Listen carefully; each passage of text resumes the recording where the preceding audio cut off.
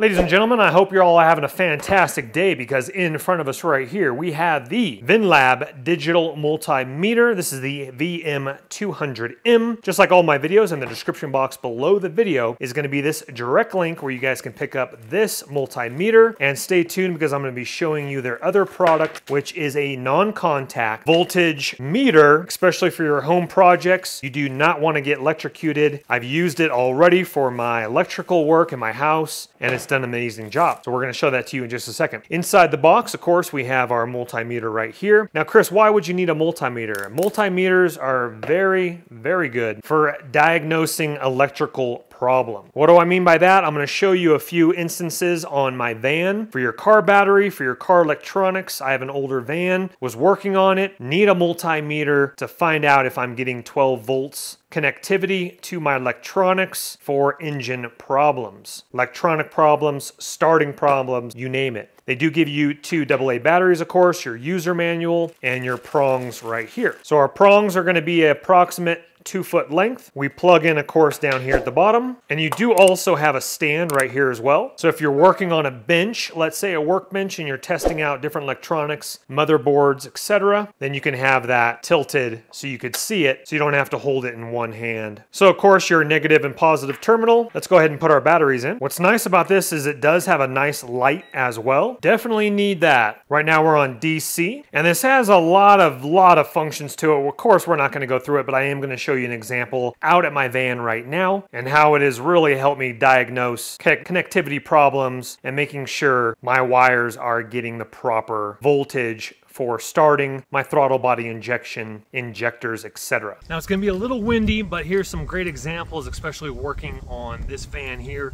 troubleshooting that I ran into. First and foremost, you're going to put black in the COM section and red in the VQMA section. We're going to click it on to the right over at 20 because we're only testing lower voltage, I should say. Okay, I'm going to tilt this up so you guys can see it here. But obviously, we're going to take our black wire and we're going to put it on the black terminal and our red on the red one here. Can't really see the black one, but as we can see here on the screen, 12.55. So absolutely fantastic for not to mention just batteries, but for other electronics. So something else you might run into as well, if you have like a relay or anything like this. I want to set this up so you guys can see it here, but let's test some of these to see if we're getting connectivity here.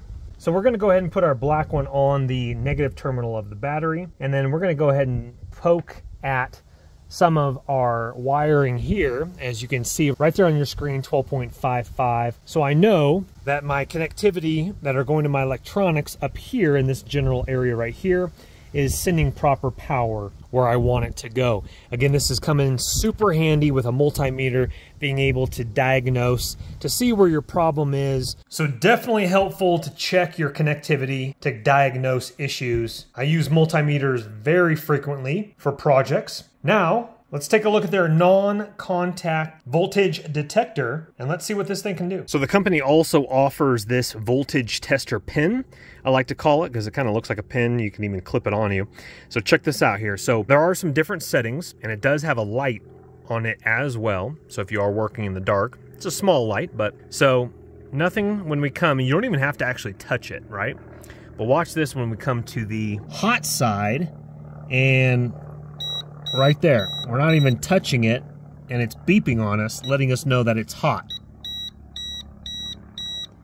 Very nice. So this is a great device with that warning sound as well before you do touch it. Now, obviously, do be careful. Even on the neutral side, you don't know. See, especially with this cap right here, it's not lighting anything up, but do be careful before you do touch anything. Turn off your breaker, then come back and check it again. Always be safe than sorry. But anyway, just wanted to show you another device the company does offer as well. I'll have that link below in the description box as well. Or here's another option too. You just stick it in the hot side. The other side's going to be neutral. Nothing's going to happen there. But you just jam it right in there, and it'll light up. And this is a great way. I'm trying to figure out what breaker goes to these two right here. And when it's safe to do so, you'll put it in. You won't get any beeping, no noise. I like what I'm seeing. I've already tested that one as well. now it's safe to go ahead and remove the wiring. Well guys, thank you so much for watching the video. Once again, top link in the description box below will be the link where you guys can read more about these products and pick them up yourself. If you wouldn't mind hitting that thumbs up button on your way out, helps the channel and the YouTube algorithm. Also subscribe if you want to see more videos like this, DIY van builds, house remodel videos, and more. Once again, your link is in the top link in the description box below. We will see you on the next video. Take care for now. Bye-bye. Don't let the party stop, guys. Hit one of these videos, continue to watch, and we'll see you soon.